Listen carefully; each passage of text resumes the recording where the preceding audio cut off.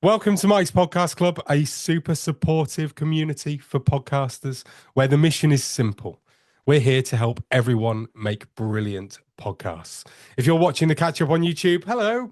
And if you're not a member of Mike's Podcast Club, where we host monthly online meetups for podcasters, you can join right now over at Meetup. Just head to meetup.com/Mike Pod.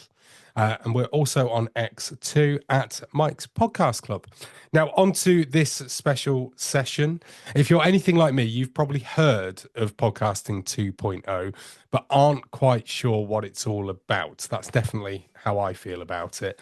Maybe you know nothing at all. Well, thankfully, you're now in the right place. We're chuffed to bits to welcome Claire Waite Brown, longtime member of Mike's Podcast Club, host of the award-winning Creativity Found podcast, and her brand new podcast, which is called Podcasting 2.0 in Practice. Claire's going to be sharing her top 5 Podcasting 2.0 features you can implement right now. Hi, Claire. How are you? Hello. Hi, how are you? Oh, it's lovely to have you here. Thank you so much for doing this. Now, I understand that you are going to tell us all about this with no need for any input from me. So, having said all of that, and thank you for coming, I will hand straight over to you. Lovely. Thank you. Yeah, we need you at other times, Charles, but not right now. Hi, everybody. So, yes, I am going to talk to you today about my top 5 podcasting 2.0 features that you can easily implement to support your show and your listeners, and none of them involve Bitcoin. I'm Claire, and I am host, as Charles said, of the Creativity Found podcast. Now, that may mean absolutely nothing to you because, as we know, there are lots of brilliant podcasts out there, lots of brilliant podcasters. The same is true, I may not know of your show either. And within that introduction alone, I've kind of established the first obstacle that podcasting 2.0 features can address, and which is why I'm here talking to you now. So this talk is like a little intro and accompaniment to my podcast. And the podcast goes into more detail surrounding everything I'm going to talk about today and more, including telling you how to find the features and how, as podcasters, you can implement them. So it is an interactive podcast. It involves you doing homework, and I tell you and show you even visually how to do that homework in the show. And that's why it's called Podcasting 2.0 in Practice, because you have to do your practicals. So I'm going to start with what the blazes is Podcasting 2.0. Many podcasters will never have heard of it, which is absolutely fine. Many podcasters will have heard of it and think, should I pay more attention? Should I bother to learn more about this? Other podcasters, even listeners, may have heard of it and be slightly intimidated by terms they've heard that relate to these new technologies, but that don't seem to actually mean anything, such as boosts, sats, value time splits. The words, they're words, but what do they mean when they're put together? But there is a friendlier, a fun, a human aspect to podcasting 2.0 that is easy to understand, honest, simple to implement, and in fact is the original driver behind each new feature that is introduced under the banner of 2.0. And to illustrate that, the human, the fun, the friendly, the supportive, the useful side of all of these features, that's what I'm going to talk about. That's why I'm focusing on just 5 features today. And by the end of Podcast Club, you'll be rushing to your hosting companies and implementing those features. You may have heard of the term tag with regards to podcasting 2.0, but and I may use that in this talk, really the term feature and tag are, for this all intents and purposes, interconnected. They're the same thing. The tag is actually the piece of code that goes into the RSS feed that makes the thing happen. But what we need to know is just, it's a feature. The tag, it's a feature, same thing. So you'll see what I mean as I keep going along. Before I get onto the features, I want to talk about the problems that they provide solutions to. And do feel free, actually, I'm going to put my chat up, to pop in the chat some of the problems that you experience as an independent podcaster. And I don't necessarily mean what microphone to use, what software to use, editing, but a kind of general, the kind of things that are more difficult that you struggle with as a podcaster. Now, pop anything in the chat and I'll interpret it, but you may have actually had a clue if you've paid attention to Vic and Charles's adverts for this talk. You may have had some clues as to what those discoverability, exactly, getting new listeners. That's it. That's the discovery element. So that's the first umbrella term, is discovery. As I was saying, if you've been looking at the adverts, Vic and Charles have kind of given you clues as to what they are. So as well as discovery, we're going to talk a bit about interactivity and, of course, monetization.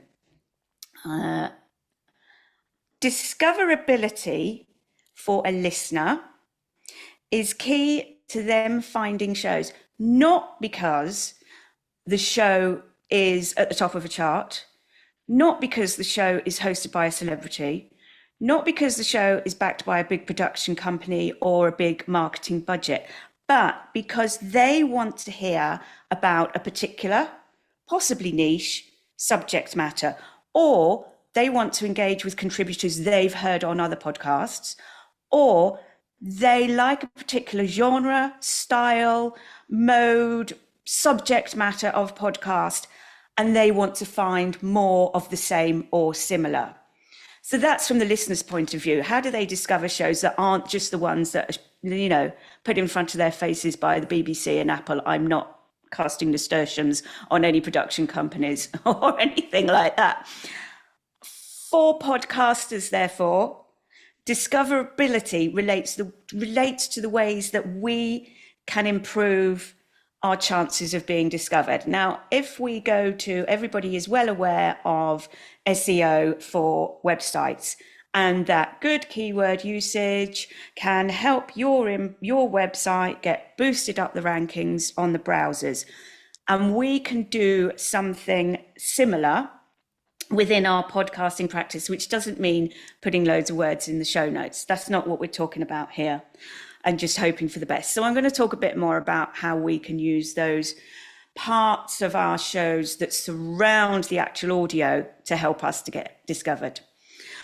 Interactivity kind of relates to the ways we can improve the podcast experience for our listeners, which I will talk about more when we get to the relevant features. Now, monetization, of course, refers to getting paid for what we do.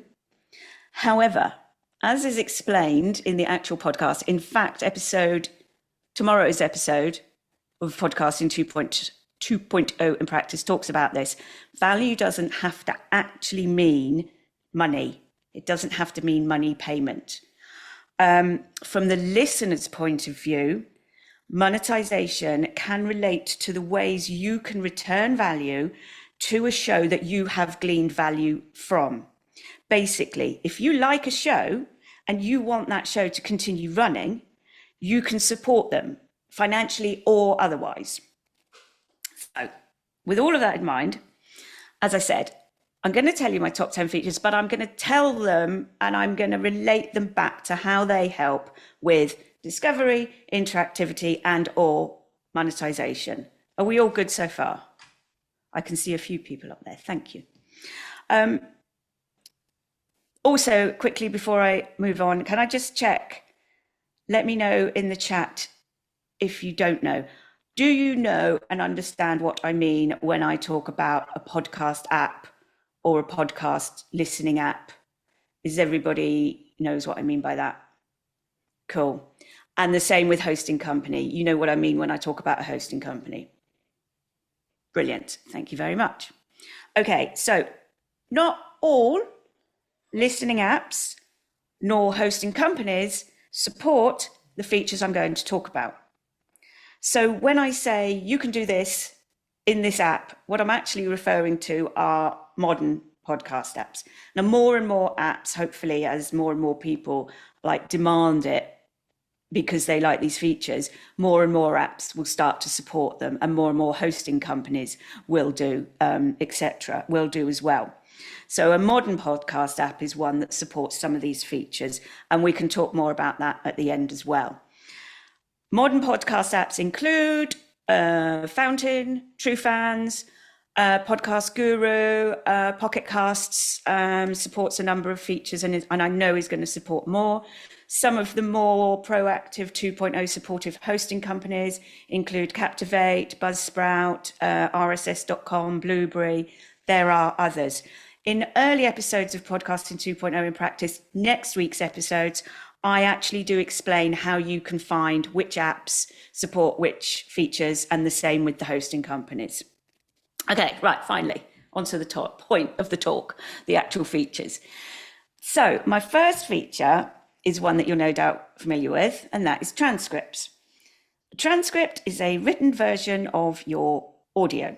And if you attach a transcript to your episode in the correct way through your hosting company, then some apps, some of these modern podcast apps, and I'm going to move on to Apple. I will get to Apple. These podcast apps will display that so that listeners can read the written word, maybe read along with you, maybe go back to something if they haven't quite understood it. Some of the apps offer closed captions, so they actually can read along while listening.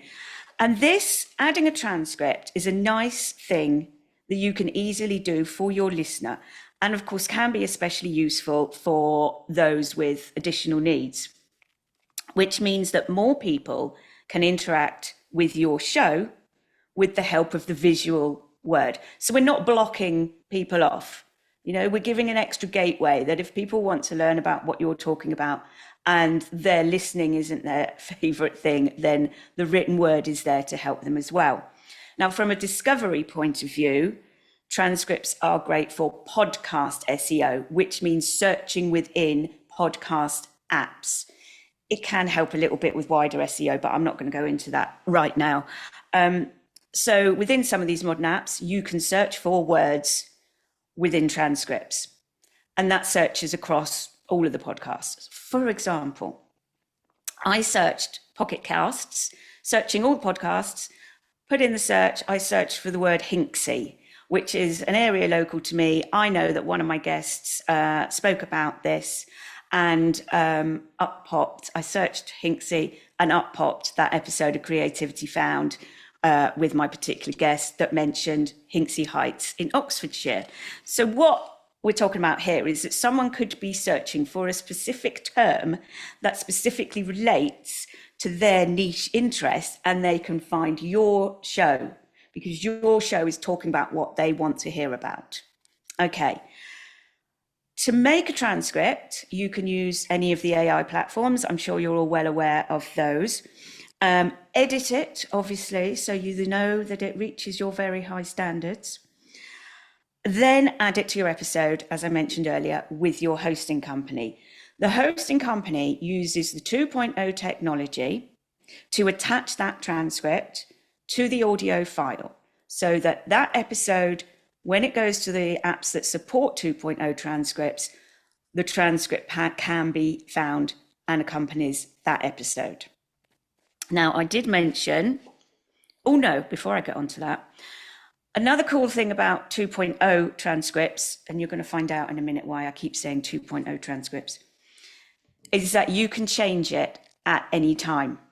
So if, heaven forbid, you were editing your transcript and it wasn't a good day and maybe you missed a few bits.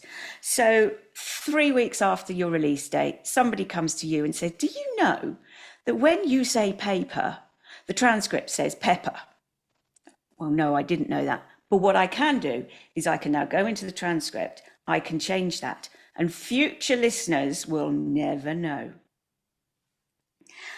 On to Apple Podcasts. So as I'm sure you're all aware, Apple Podcasts started supporting transcripts at the beginning of 2024, which is fabulous.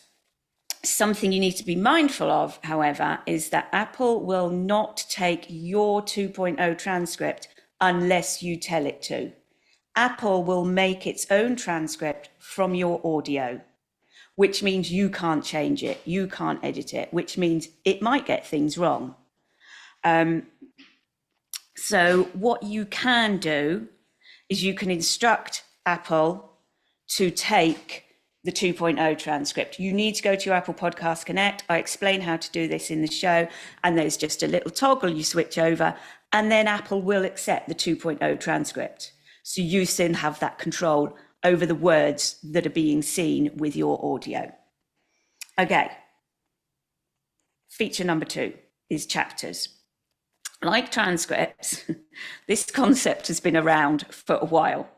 The difference being that 2.0 feature, 2.0 chapters, you don't need to put the chapter markers in your audio file, which apparently, I did not know how you would do this, but apparently that's what people have done in the past. But we don't need to do that anymore because we do it with our hosting company.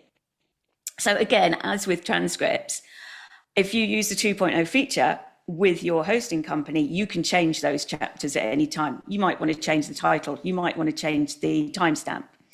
So chapters, like chapters in books, you can find a list of the chapters that the podcaster has put in. And as a listener, you can click on a particular chapter title and you'll be taken to the audio at the point where that chapter starts. Now, some podcasters will say, quite rightly so, that my show should be listened to from beginning to end. It's absolutely perfect. Nothing should be missed out, which is fair enough. But let me give you a couple of scenarios. So I'm listening to your show and you tell me something really interesting about foxes that I've never heard before. Now, I have a friend who loves foxes, and I bet she hasn't heard this nugget from your podcast either. So I go to my friend and I say, have a look at this show. Click on the chapter called Foxes and Frogs Are Best Friends. Okay. And then she, my friend, now has a super easy way to go straight to that chapter, straight to that nugget of information that she's going to be interested in. And she's going to listen to that. Now, she may now realize that she actually loves your show and she wants to listen to the whole of the back catalogue. You've got a new fan there, somebody that is now ready to listen to all of your show.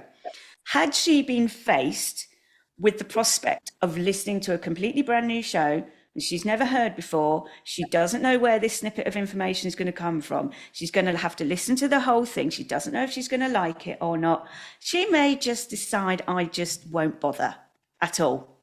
So now the doors are closed. Instead, the doors are closed, I'm not even going to bother. However, having given her that little bit of chapter code to go to, you've opened some doors and possibly found yourself a new listener.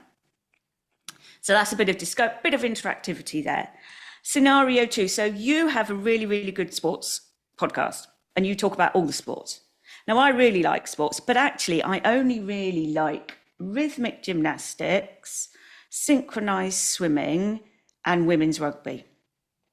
I do really like the way you talk about sports on your show, but I am not interested in what you've got to say about men's hockey or road cycling or water polo, whatever it might be. I could decide I'm not going to bother listening to the show at all, or I can go to your chapters and I can listen to those chapters that I like. So you are still getting a listener rather than losing a listener completely. So that's just another scenario. I don't want to wade through all the other sports, but you've given me this bit of code, which means I can listen to the bits of your show that I'm really interested in. You're clever like that, I know. There is another aspect of chapters that includes photos and links, but I'm not going to talk about that. And you can listen to the show in a few weeks' time, and I'm going to cover all of that. So we've covered features, discoverability, interactivity. Let's have a little look at a monetization feature. Listening apps that support the funding tag display a little icon on the play screen, on the possibly even on the whole show screen. There's this little icon that listener can click on, and it goes to your chosen donation page. So it's a nice little feature that makes it very easy for your listeners to go to where you want them to go to give you some financial support. Hosting companies that support the funding tag give you the option to pop in the link of your choice. So it might be to your own site, to your PayPal, to a Patreon, to a Buy Me a Coffee, wherever you want to send them. Some hosts, for example, Buzzsprout and Captivate, actually have their own support the show mechanisms. So you don't need to set it up in another platform. You can set it up with your host, and you can set it up just as a simple subscription, or you can set it up as a membership where you then offer extra, early access, extra content, all the kind of things you'd normally do on a Patreon. You can do that straight from your hosting company. Certainly, and I know you can do it with Buzzsprout and Captivate. You can still include a link in your show notes, as you probably already do, to your support the show page. But this little icon, it's just kind of makes it that little bit easier, so that a curious listener will be looking at this page and go, oh, what's that icon? Click on that icon, bosh, there you are. Here's the money page. Now, surely they're not going to run away. Surely they're going to give you some money straight away.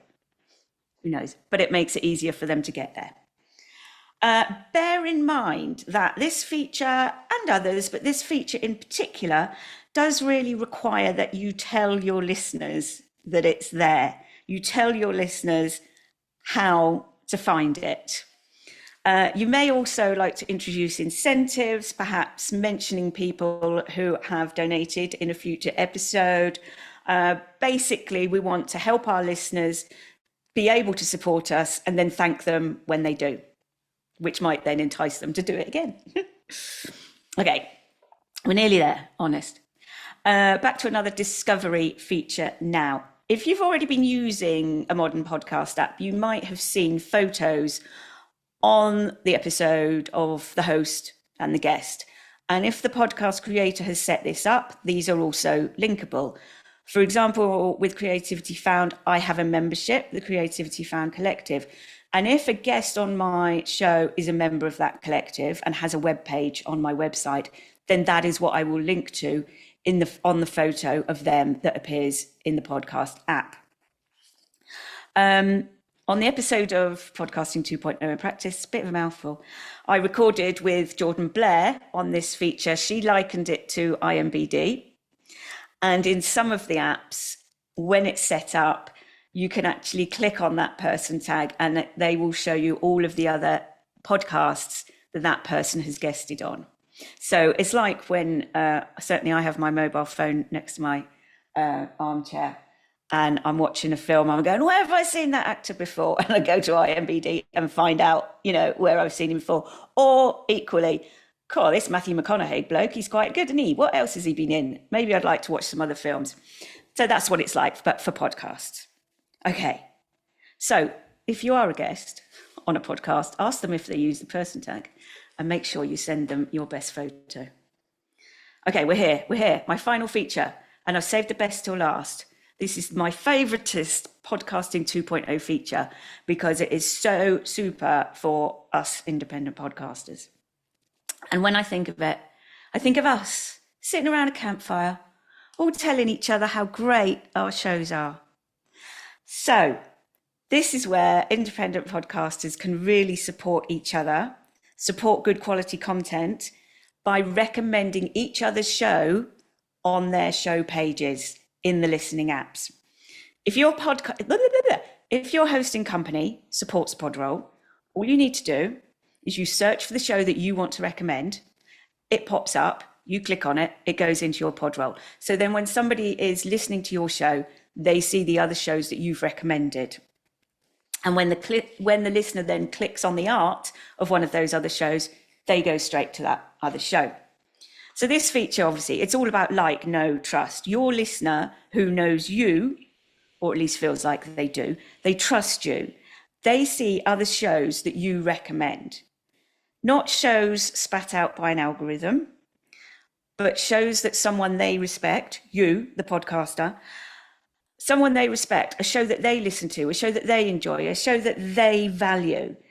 And the listener will think, well, if that host recommends that show, then I reckon that's worth a punt because I really like what this host is all about.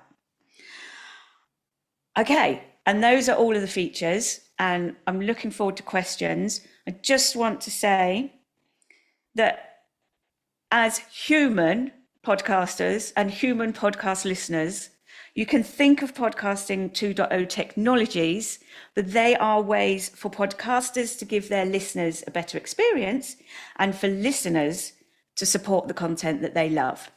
As Dave Jackson says in next week's episode, it's still the same old podcasting. We've just got new features now that make it a better experience. And that's me done. I hope you enjoyed that. Oh, thank you, Claire. That was really, really good. Really, really good. Thank you so much. Oh, thank you. Oh, no, it was great. Honestly, thank you for that. If you've got a question for Claire about podcasting 2.0, any of the stuff that she's gone through tonight, then please do pop your question into the chat. Claire, I wonder, out of those, what's your favorite, or what's the one that you would definitely start with as being like the no-brainer? If you're going to start doing any of them, start with this one. Well, I'm going to sound like a politician here, and I'm not going to answer that question because, and this is the way I have structured podcasting 2.0 in practice, because yes, my favorite is definitely Podroll. Absolutely. I think it's beautiful. I think it's lovely. I think it's just like all of us lovely podcasty powers going, look at this other brilliant podcast that is made by someone like me. But saying that, what I really need people to do is to understand that first. So this is why I've started the course in the way I have started it. So I do start with the basics. I do funding quite early because it's quite an easy one to get set up, and it involves money, and we all like money. And then, so I would say Podroll is my favorite. I think all of them are really valuable. The ones that I've done in this show, so it's just one series to begin with, and it's the really useful ones. And it depends what you want. For example, chapters with photos could be really useful to you if you are describing a scientific equation or, you know, something visual that can be really helpful to you. So it depends on your show, but Podroll is my favorite from a podcasty people are lovely point of view. Okay, great. Thank you. Paul's asked whether you know if Acast as a host are doing things for podcasting 2.0. Well, you know, there is a way that you can find this out. I don't know off the top of my head. I would be able to look it up. You can go to a site called podcasting2.org. And this is what I instruct people to do on next week's homework episode. And then you can choose on that site whether to look at apps or hosting companies. And the way that that site is organized is that the hosting company or the app that supports the most 2.0 features comes first. So you can scroll over, for example, Acast, and then you can see which 2.0 features Acast supports. I don't know off the top of my head. Okay. But you'll be able to see from that list. Fabulous. I'm going to tie a question in that's coming from Wendy into a question that I had for you, which is that you mentioned Apple Podcasts using transcripts at the moment and that they do their own AI version, or you can overwrite it with your own. But essentially, that is the only real podcasting 2.0 feature that Apple are implementing at the moment. Yeah. Spotify as well isn't being particularly active when it comes to podcasting 2.0 features. No. Yeah. And yet those are the two biggest listening apps for podcasts, audio podcasts. I will just push that just in case. In a way, does But the fact that the two biggest, the ones where your listeners are most likely to be listening, Mm, does that maybe make it harder to essentially, for us to sort of think, well, why bother? yeah.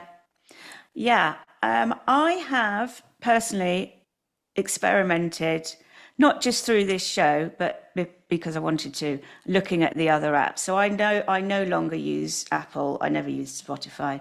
Uh, Spotify are very, very insular. It was very lovely that Apple did kind of cling on to the 2.0 part of transcripts, and they may be more open to things going forward. Spotify are very, it's all got to be our own way, Hmm. which really, if you think about podcasting, what I believe, possibly what people here believe podcasting to be, is your RSS feed. It's open. Anybody can send it out to anyone. And the idea of closing it in and making it proprietary to Spotify doesn't quite fit with that. But back to your question, yes, it does. And this is why we need things like this, blow my own trumpet there, to just show you how your experience can be better. Because everything that those people, those app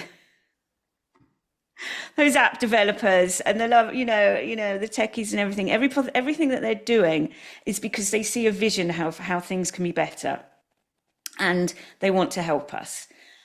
So which is why I think this is really, really good for independent creators. If you want to be seen, then this is a way to do it by interacting. So I started to go on Fountain. I started to, I'm going to do an episode about this. I did a bit of networking. I met people at Buzzsprout because I was sending them boosts and sending them comments. It's like social media. You can use some of these apps like social media and actually speak to, I know you can do this with memberships as well. You can actually speak to your listeners can speak to you. So yes, it right now is an uphill battle, but if you enjoy some other features and just enjoy seeing how the technology is improving, then I would just suggest you play around with these apps. I use Fountain all the time now. And Don't tell Fountain's Sam. a listening app, right? Yeah, That's yeah, a newer listening app. yeah. And I wonder, because obviously one of the things that you said when it came to like the monetization part of it, you were saying tell your listeners. Yes. I'm wondering if maybe therefore with this, it's a case of maybe telling your listeners to use one of these more modern podcasting Okay. 2.0 reflective applications to Yeah, listen. absolutely. And Yeah, maybe you say that you'll get the most out of listening to the podcast by using Fountain or any other yeah. app that is more podcast 2.0 I mean, you feature could heavy. tell, yeah, I mean, you could tell your listeners, for example, about the chapters, or about the pod roll. If you want to know what other shows I like, have a look on the Modern Podcast app and you can see my recommendations. If you want to see the photos that accompany this bit of audio, you need to be listening on a Modern Podcast app. Later we do get into on the show the thing about boost, which is the comments, which is giving some micro payments, which I know is a term that people get a bit I don't know, a bit wary of. That comes later in my episode, but then yes, it's telling you you can do this, you can give me a little bit of help and I would be so grateful. But it is generally, you do have to tell, I mean, you have to tell your listeners if you want them to go to Patreon. Mhm. The difference with this being that they can do stuff in the app without going somewhere else. The same with like affiliate links. So today on the episode with Sarah Ferris, we talk about affiliate links. That needs you to then go to another site, to click somewhere else, to remember a code. We're trying to make it much easier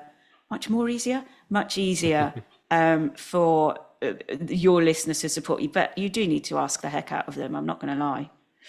Yeah, at the end of the day, though, I think that's something that podcasters are probably quite used to doing now, is asking their listeners to do certain things, and what's one or two more things to add to Yeah. that list of requests, I suppose. If you have got a question for Claire, then please do pop it in the chat. Just hashtag Claire in front of your question, please.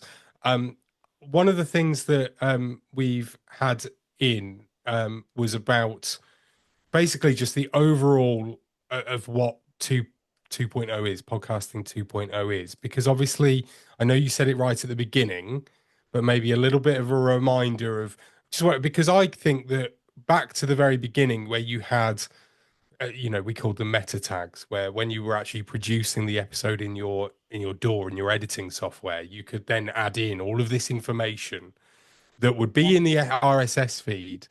That Yeah. again, some places that you listen to it, you'd be able to see that information, and others you wouldn't be able to. This Yeah. is kind of just taking that to a next step, I guess, with more things that you can put in. So you're not just Yeah. having things like the geo tag, which tells people where you are, that where you live, necessarily where the podcast is made. This is all Yeah. sorts of Yeah. different It's things that are exactly that. actually, as you're saying, they're good for your podcaster, or good for your podcast as a podcaster. Yeah. Yeah. It's exactly that. It's just a much easier way to do it. If your hosting company supports it, then you just go and type it in. You don't need to worry about the code yourself. So yes, what it is the new features, and people say, oh, I've got a good idea, would this be really good? And then they talk about it and talk about it and talk about it, and then somebody over there, somebody says, oh yeah, we'll make this a thing, this is one that we want to do. And then the apps go, okay, I like the idea of that, I'll support that. So it's all those, it's little things that can be added to the RSS that then the apps can support and hope the hosting companies support, and it makes that better. But it is, and this is why it's quite difficult to do a show like this, because people keep moving forward and keep pushing technology and user experience forward, and then I tell someone how to do something and then they change it. But yeah, it's always moving forward, and it was born out of an idea that like nothing much had happened new for podcasting for 10 years or so. This is what Dave Jackson tells me. And was like, what else can we do? What else can we do to push it, to make it a bit better, to make it a bit better? So it's still that audio experience. It's not just a matter of, oh, let's just make a video of it like other channels do. It's actually, this is still a podcast. This is still an audio with added usefulness. Yeah.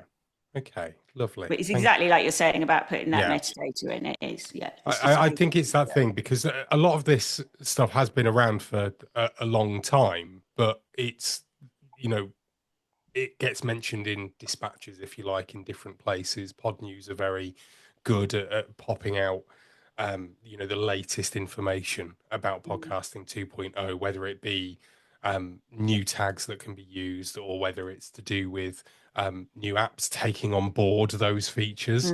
But a lot of the time, it's just a case of informing your listeners about what it actually is. Part of the reason, like you kept saying it, Claire, part of the reason that you're doing this talk is because people don't necessarily know about it. And that's the thing that actually needs to be pushed at this moment in time. Yeah. So it's not about overcomplicating it. It's just about literally saying, this is what it is. This is what it can do for you. And this is why it's worthwhile.